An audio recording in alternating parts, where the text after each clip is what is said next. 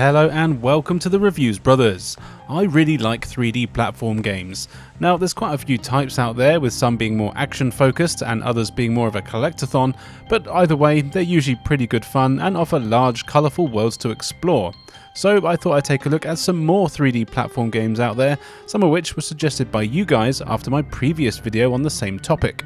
So how about I shut up, you press that subscribe button and we take a look at some games. Let's start with one that a lot of you guys mentioned. It's Blinx the Time Sweeper, only on Xbox. This is a cool 3D platform game where you are Blinx. He's a cat. He's also a time sweeper. Some evil time monsters have appeared and are ripping holes in time and space, and your job is to go out there and fix it all. You do this over a number of different worlds, each with a handful of levels and a boss to take down at the end. Your goal of every world is to kill all of the time monsters that have appeared. Once that's done, then you have to make it to the gate at the end of the level, and then it's on to the next one where you'll repeat the process. Levels have varying numbers of enemies. Sometimes there's only 3 or 4, but later levels can have 10 or more. To defeat them, you have to use your vacuum cleaner, but rather than sucking up the enemies themselves, instead you've got to use it to suck up the various bits of scenery and objects that are laying around. You can hold up to 5 things in your vacuum, and these can be fired as projectiles with a tap of a button, so sucking things up and shooting them at enemies. Simple. Not quite though. Enemies often have weak spots or require certain things to be shot at them to kill them. For example, there's frogs that will eat just about anything you fire at them from the front, so you either have to hit them in the ass, just like your mama, or fire an explosive into their mouth for them to swallow so they blow up. Also, never mind. Levels also have few things for you to collect. The main things are the coloured icons that you find. These are very important as they give you your time powers. Collecting 3 or more of the same icon for every 4 that you get will grant you a power. This means that you can't just pick things up randomly, you really need to think about what you need. If you get 3 of the same icon and then a 4th, you'll get 1 of whatever the power is that you've collected. If you get 4 of the same, you get 2. Does that make sense? I feel like I've explained that really badly. The powers you get let you rewind time, pause time, slow down time, and also record a copy of yourself that repeats whatever you've just done for the past 30 seconds. There's also hearts you can get which give you extra life if you collect 3 or 4 in a row. As you can imagine, you'll need to use all these powers to solve various puzzles, like rebuilding a bridge that's fallen down by rewinding time, pausing falling debris just in time so you can use it as a platform, or you might need to make a copy of yourself so you can be in 2 places at once. The puzzles are never too crazy, but some did take a bit of figuring out. The levels themselves aren't too large and you actually have about 10 minutes on each of them. I did fail a few times because I ran out of time, but mainly because I'd missed an enemy somewhere and just couldn't find it. Also in the levels you can find money and cat tokens. You can use these to buy upgrades like more lives, new costumes, and even more powerful vacuums that can suck up larger items, which do more damage when you fire them at enemies. You'll need these as you want to take on the later levels, and you can even use them to suck up blockages that open up secret passages. The game looks really good. This is a very early Xbox game and it does show off what the system can do. There's a lot of great animation in here and they've done a really good job on the hair on all the characters as well. The monster designs are a little boring though, but I do like the bosses. I did try playing this on my Xbox 360 for better picture quality, but it runs like absolute ass, which is a real shame, so I don't recommend it if you don't have an original Xbox. The controls are decent but not great, they are a little clunky and do feel a bit slow.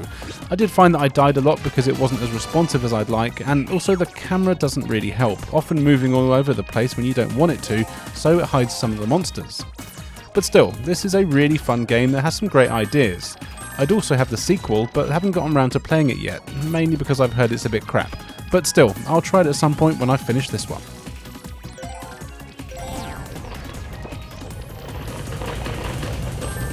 Here is Cavern of Dreams, shown here on my Steam Deck. This is a really charming throwback 3D platform game where you play as a baby dragon who sets out to rescue the eggs of his fellow dragons that have all been stolen by an evil bastard.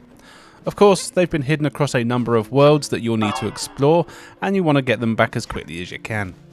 The game is a real love letter to the Nintendo 64 and PS1 era of 3D platform games. You start off in a hub world which seems small but soon gets much bigger as you learn more abilities. You'll explore the hub to find the entrance of the actual worlds that you'll need to explore. There's not a whole load of different worlds here, but the ones you get are all quite varied, with a forest world, a cave world, an ice world and even an evil lab. And I have to say that I get real Banjo-Kazooie and Jersey Devil vibes from how it all looks, which of course is a good thing. Interestingly, the game is really more puzzle based than anything. Each world has a number of eggs for you to find, and it's up to you to figure out what you actually need to do to get them, and often it's not easy at all. I spent way longer than I should have done just on the first world. There's not a whole lot to collect here, which is actually quite refreshing.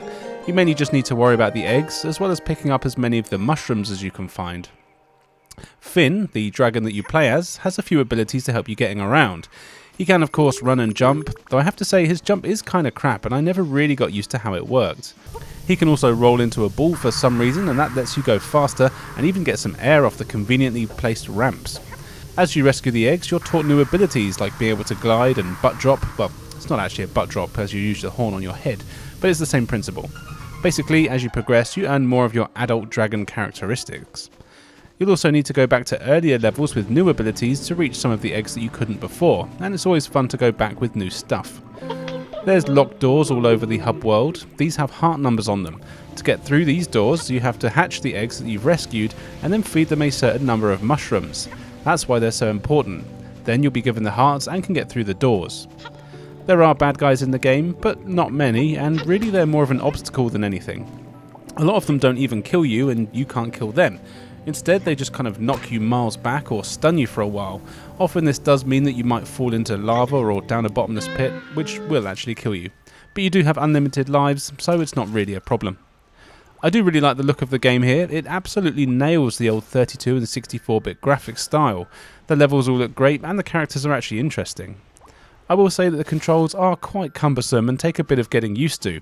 I feel like a lot of it is actually deliberate with the mechanics of the game, but pulling off certain moves can be tricky, and I didn't really like the jump at all. Most of my deaths are because I always assumed I'd be able to jump higher than you actually can, which is really a me problem, I guess. But I would still recommend this game. It's actually a lot of fun. I've not finished it yet. I think I'm about 3/4 of the way through. But I've seen it can be done in about 4 hours, which is about spot on, really.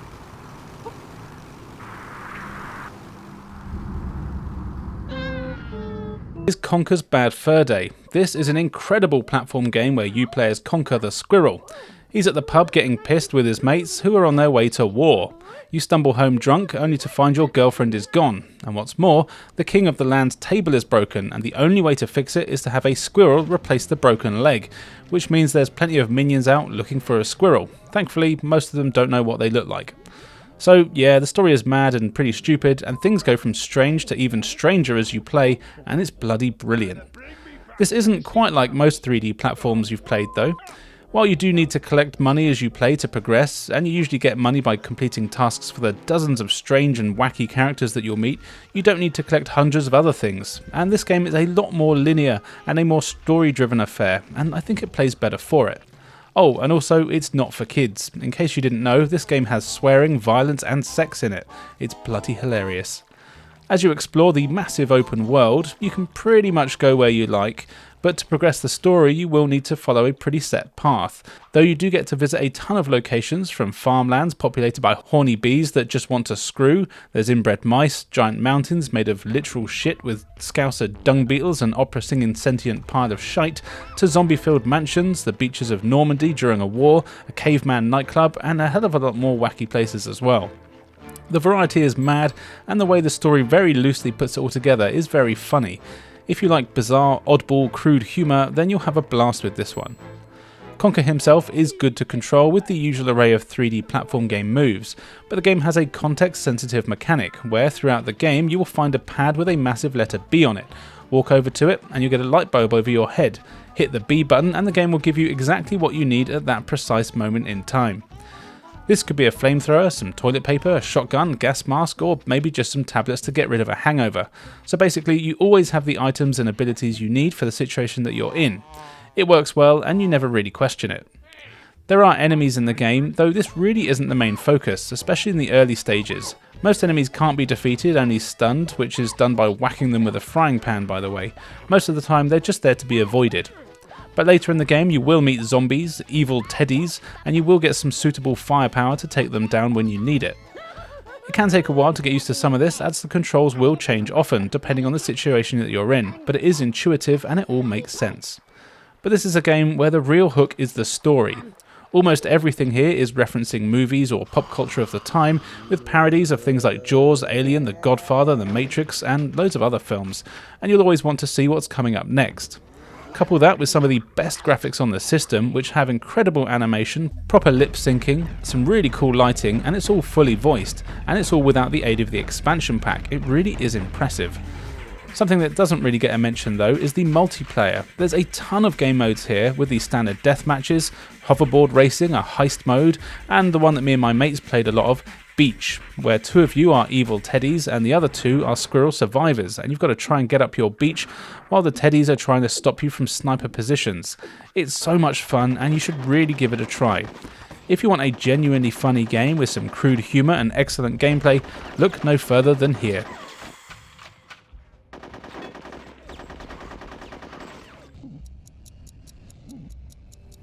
Clive and Wrench is another game that was recommended to me by you lot.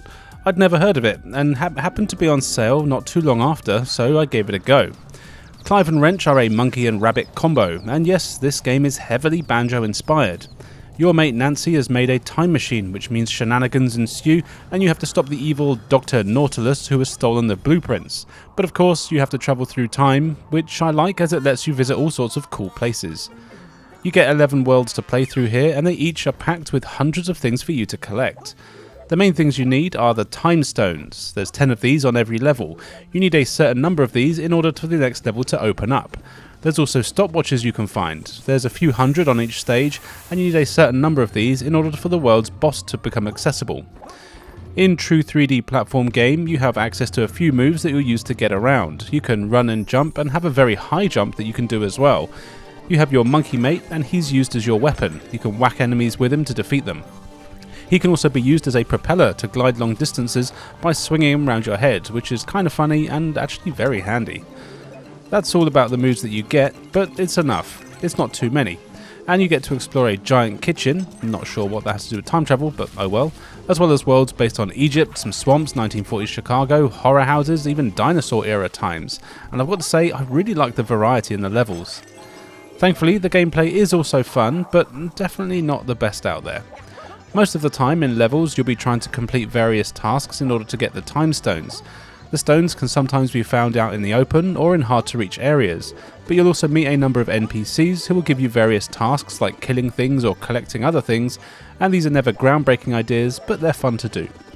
Though sometimes it can be a bit vague, and I don't think I've actually gotten all of the stones on a single level just yet, but luckily you don't need all of them to complete the game. I do really like the look of all the levels that you have. There's some really clear nods to other games, and you even get to see Trouser, the snake guy from Yooka-Laylee, which is a really nice touch, and I wouldn't be surprised if some of the same people worked on this game. They have a very similar feel, but again, that would involve research. Graphics wise, while I do like the designs on everything, the actual graphics aren't particularly great. I'm playing it here on the Steam Deck. There are some nice areas and the lighting can be very nice in spots, but it does all look a bit unfinished with textures appearing and disappearing, especially in cutscenes. Also, there's some strange animation glitches that happened way too often. Usually what happens is Clive and Wrench just stop animating completely, and I'd be moving around while the character model is just standing completely still.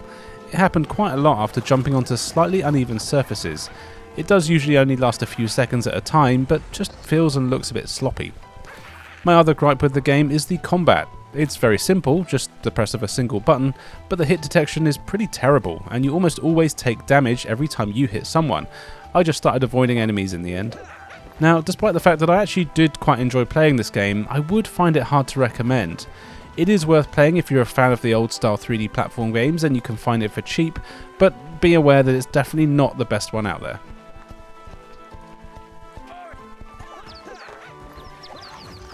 Now here's the one you've probably all been waiting for. It's Donkey Kong 64, being shown here on the mighty Nintendo Wii U video game system, which is why it looks so crisp.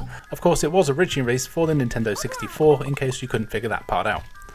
That bastard crocodilian K. Rool is back again and has stolen all of DK's golden bananas, as well as capturing most of the other Kongs. Bastard. So you set out on a huge 3D adventure where you'll need to rescue your buddies, collect your golden bananas, and kick the K-Rap out of K. Rool once again. You've got a huge hub world to explore, which gives you access to the game's various levels, each of which contain hundreds of things for you to collect, and man, I have to say, it really is a bit too much. The first few levels will see you rescuing the various other Kongs, and then on top of this, each Kong has 5 bananas on every level to collect, and they've also got 100 small bananas to collect. And you can tell who each one is for, as they're all colour coded for different Kongs. So yellow stuff is for DK, red is for Diddy, and so on. There's various other items you can collect that you have to take to either Cranky, Funky or Candy Kong, who will give you new moves, new weapons, and even instruments to play. It's never ending. And at first it seems great, but for me it just turned out to be too much, and this is a game that I've never completed and I don't think I ever will. I did buy it when it was first released. Well, actually my brother bought it from Melbourne Airport on our way back from holiday in Australia once when it was first released. I think I bought Banjo-Tooie. How exciting. But even then, it was just too much. You have to swap characters quite often, and you can only do this in certain places. You'll spend half an hour or so exploring an area, only to realise you need to then be a different monkey, and you've got to backtrack for ages to swap, and you've got to hope you remember your way back as well. It's very tedious, and I found it to be just a cheap way of padding the game out. Also, there's very few hints as to what you need to do to get the golden bananas. Now, you can talk to Wrinkly Kong, who is now a ghost, and she does give you some hints, but it doesn't help all that much. What also doesn't help is that the camera kinda sucks here, which is surprising considering that this came out after Banjo-Kazooie, which has a much better camera. The levels here are massive, but often quite cramped, and the camera is too close, making it hard to see what's around you. It all looks alright though, with some decent graphics and nice lighting. You do need the expansion pack for this game. I've heard that in theory you don't actually, but there's a bug in the game that they couldn't figure out how to fix without the use of the expansion pack, but I don't know if that's true or not.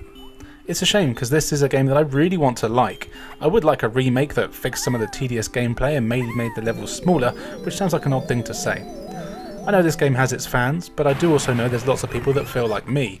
It's a game that you want to like, but just can't. Kinda like how I feel with Yooka-Laylee.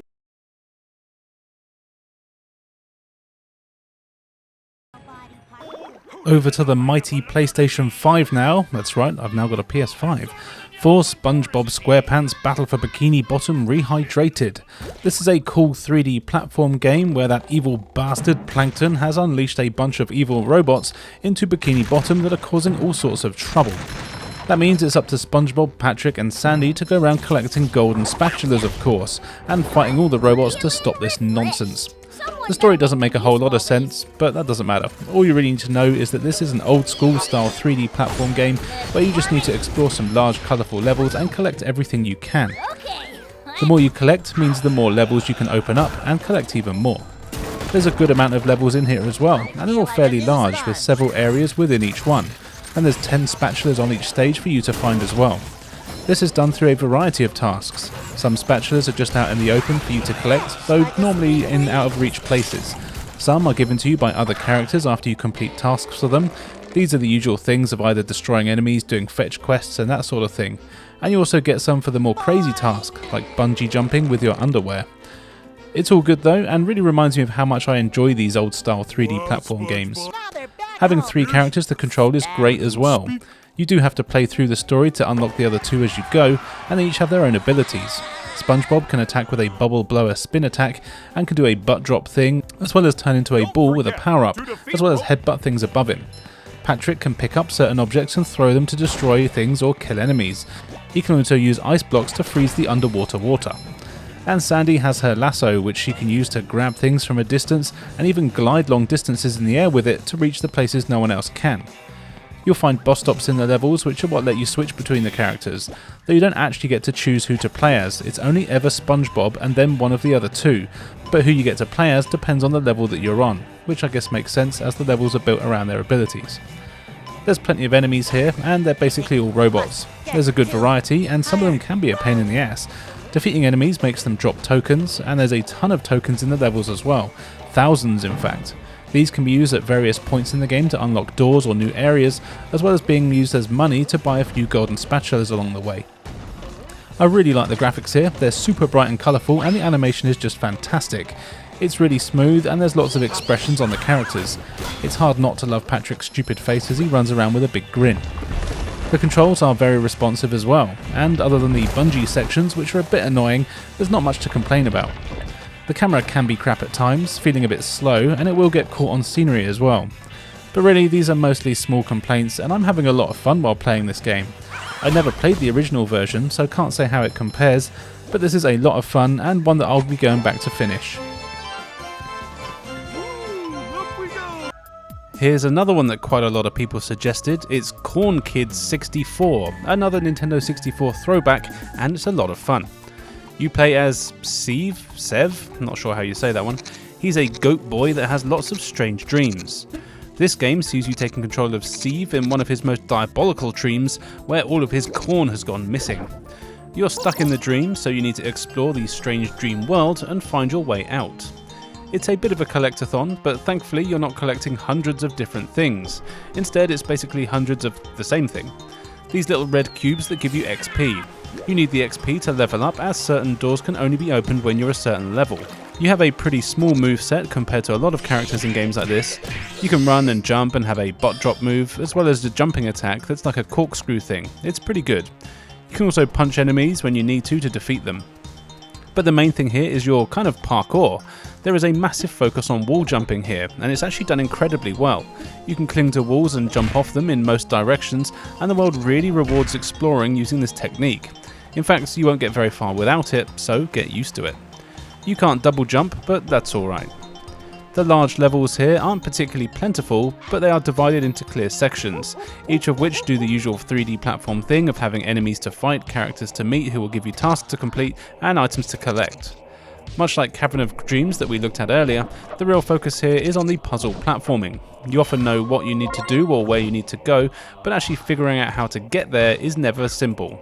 You'll need to explore everywhere and find things to interact with that will open up new places for you to explore.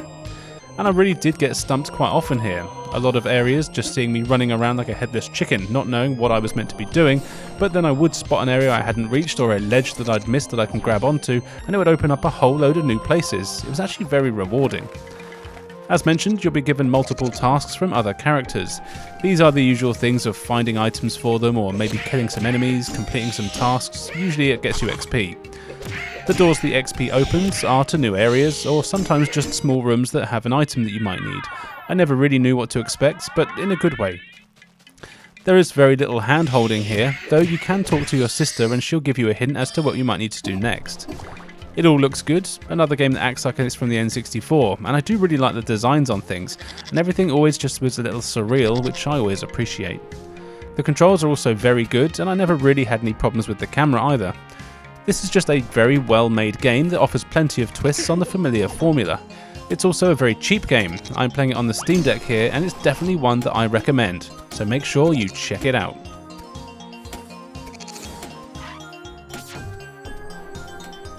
Garfield saving Arlene.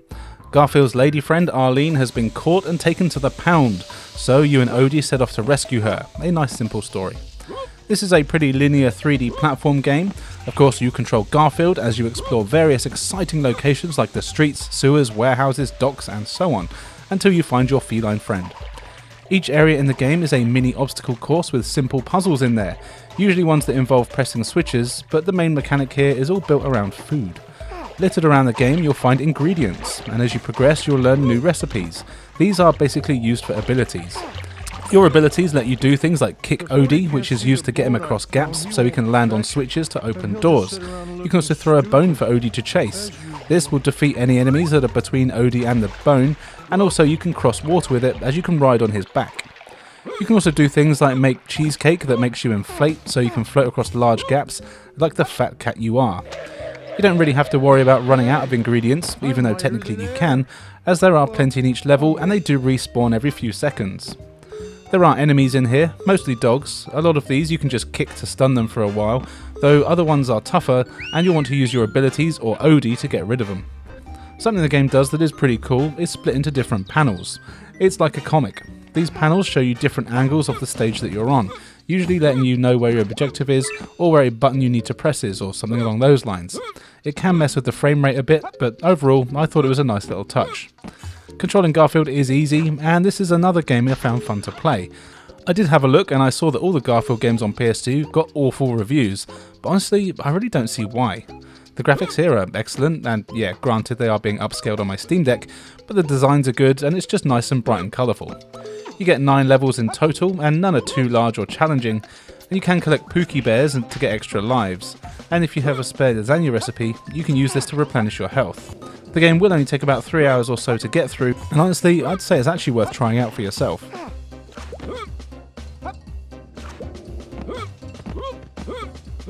Ruff Trigger: The Vancore Conspiracy is a cool 3D action platform game where you play as Ruff Trigger, a canine bounty hunter who's been sent on a mission to rescue some super cute dog pig things called piglots.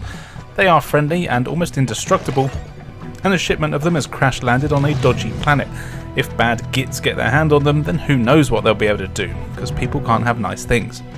So Ruff has to explore a bunch of planets, each of which have the usual platform game tropes of fire, ice, water, jungle, tech and that sort of thing, where you'll need to round up as many of the piglots as you can and take down the evil gits that want to kidnap them for nefarious reasons. And sometimes you'll just have to kill the local wildlife, which doesn't seem entirely fair. The worlds are all fairly large and can easily take an hour or so to play through, and you'll be doing a fair amount of platforming to get where you need to go. Thankfully, Ruff controls well enough, and you can run, double jump as well as climb on ledges. Being a dog thing, you can also use your claws to attack, and you actually have quite a few combos at your disposal, each doing various amounts of damage. But I do have to say the hit detection with the melee attacks isn't great, and there's times where you'll take damage instead of the enemy, which is pretty annoying. Ruff also has access to a few guns. You can have a machine gun to start with, which is pretty good, and you can lock onto enemies with it. But to do this, you do need to be facing them exactly, and you won't automatically aim at them even if you aren't facing them. This took a while to get used to, and did probably cost me a few lives. You'll find a ton of boxes and breakable things on the levels. These contain a few different items. You get credits, which you can use to buy new weapons and power-ups, and you'll find ammo for your weapons, and you also get coins. For every 100 of these, you get an extra life, and they're all over the place. Interestingly, you get the ability to turn into a werewolf quite near the start of the game. You can transform pretty much whenever you want, and as a werewolf, you're faster, stronger, and can jump higher, but you can't use your guns. Because of this, I actually usually stay as normal Ruff, because the hit detection is kinda bad, and even worse it seems when you're the werewolf. It's a shame because it's a cool mechanic, but I didn't really come across any situations where I really needed to be either form. You also get a few vehicle sections here, which is always nice. These are basically a race to get to a new area or to escape something. They're good diversions though, and do break up the action. Exploring the levels is actually really good fun thanks to some smooth control, and you'll need to grab any piglets that you can and carry them to the nearest teleporter. What I like is that if there's more than one and you're carrying one, then the others will just follow you automatically. They are kind of useless and can't jump or anything though, so if there is a gap you'll have to grab them individually and take them over, but it doesn't happen too often.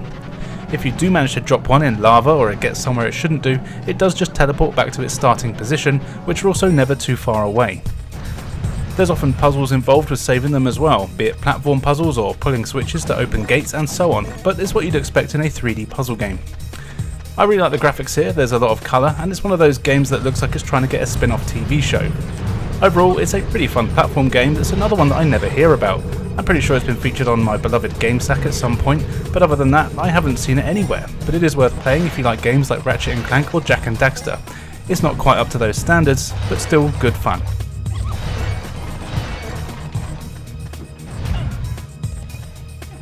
Here is Hell Pie, shown on the Steam Deck, but it's also on the modern consoles. Hell Pie is a 3D platform game where you play as Nate, a demon of bad taste.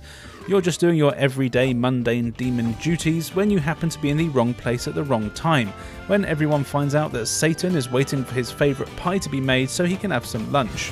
However, the chef totally forgot about it and doesn't have the ingredients, so you're forced into exploring various locations to get the delicious things needed for the pie.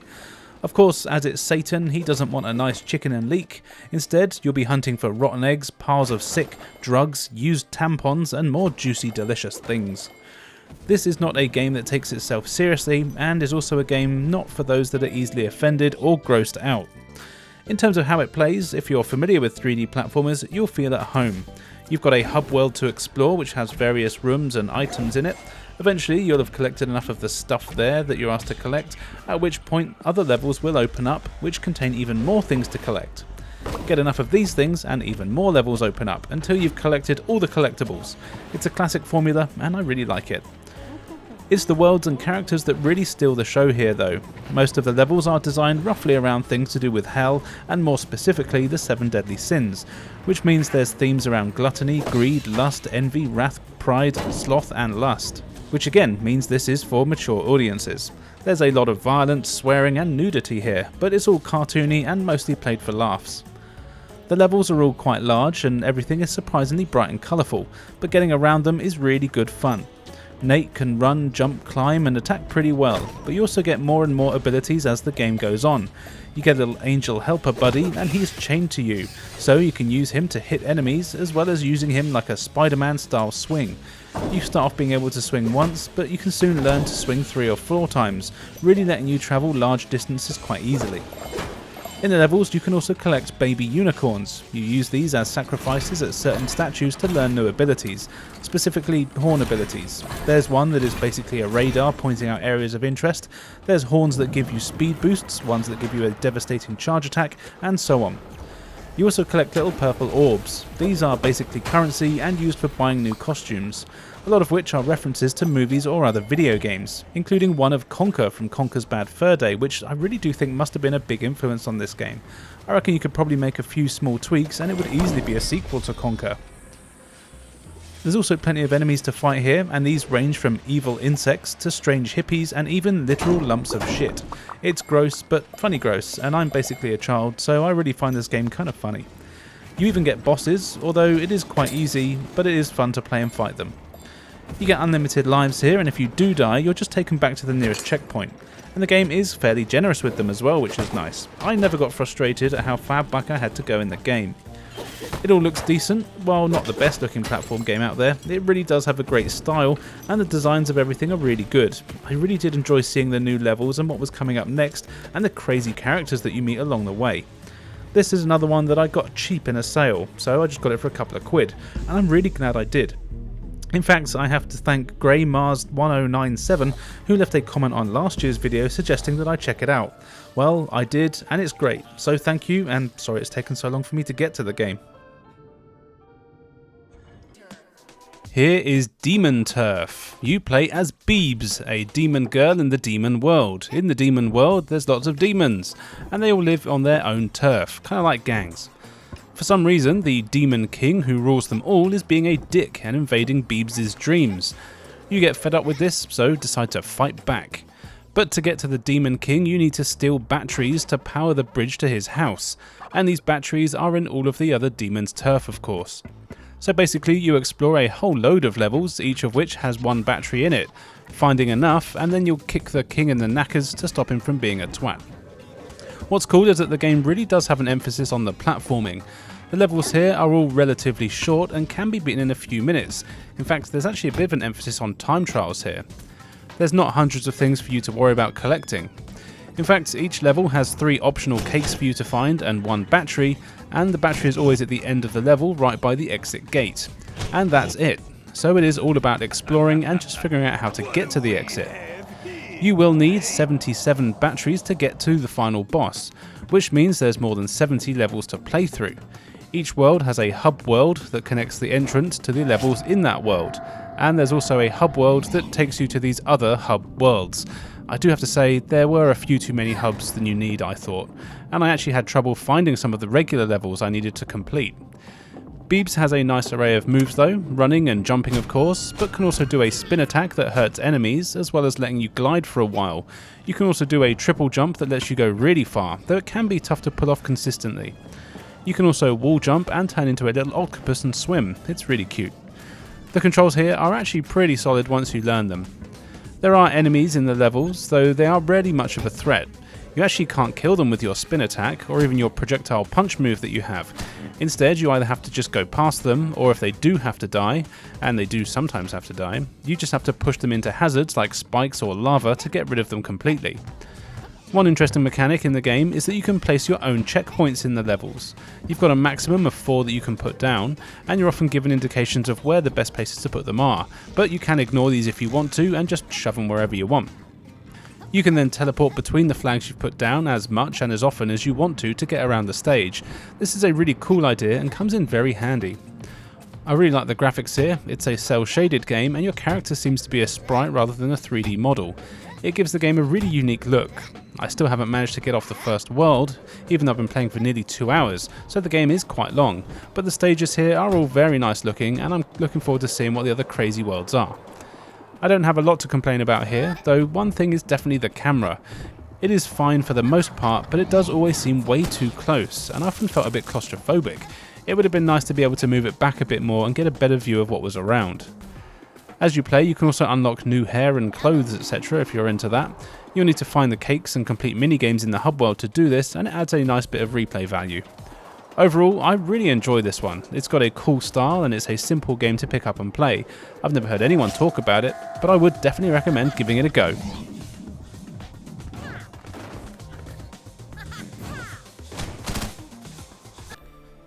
And finally for today, here is New Super Lucky's Tale. This is actually an updated version of Super Lucky's Tale that came out a few years before, but I've never played that, so can't really tell you the differences. Anyway, you are Lucky, a fox. You've been whisked away from your world after a litter of bastard cats ripped apart a magic book that transports you between worlds. You've managed to keep hold of the book, so you have to go through all the worlds within it, looking for the pages that have been scattered around to open up the other worlds, beat up the cats, and rescue your friends and family that have been taken. Each world has its own hub that takes you to the main stages, and these are always really fun with a nice amount of variety. Every level has 4 clovers that you can earn for doing various things. You get one for finding the page on the level, another for finding a hidden page, one for collecting the letters that spell out Lucky, and one for collecting more than 200 coins. You can replay levels as often as you want to get any clovers that you've missed. Once you have enough, the door to the boss is unlocked and you can go in and kick their face in. The worlds themselves are really fun. Most are 3D stages that do remind me of Mario 3D World. There's enemies to fight and coins to collect. You only get one main objective on each level, which is nice. It's not all overly bloated.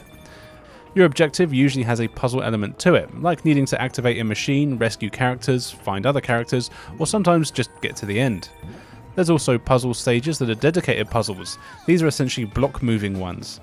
They're usually hidden around the world quite well, and they start off quite easy but do get quite tricky.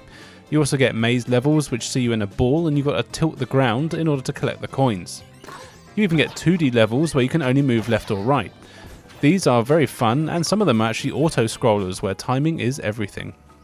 Some of the levels can be beaten in just a few minutes, whereas others took me a good 20 or 30 to get through, though I never felt that they outstayed their welcome. If you want to find all the hidden pages, you will really need to explore. Thankfully, the controls here are great and really responsive. Lucky doesn't have a massive moveset, but that just helps keep the gameplay simple and engaging. As well as the usual platform character moves, he can also burrow underground to collect hidden things or sometimes avoid enemies or hazards. You can swing your tail to attack, as well as jump on the heads of enemies if you want to defeat them. The graphics here are really great. I like the art style here, and it's all incredibly bright and colourful. One of the main things I like about 3D platform games is the nice colours. They've done a great job of giving the game a nice personality, and I'd quite like to know if any ex-Ubisoft staff worked on it, as I really get Rabid vibes from most of the characters. This is definitely one that I highly recommend.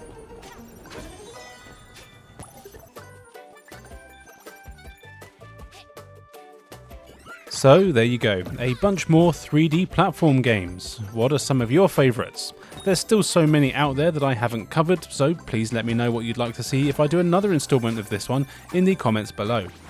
On screen now you can see where else you can follow me, so why not do so? I've got loads of great content for everyone to enjoy. And now, all that's left for me to say is thank you for joining me, and we'll see you next time.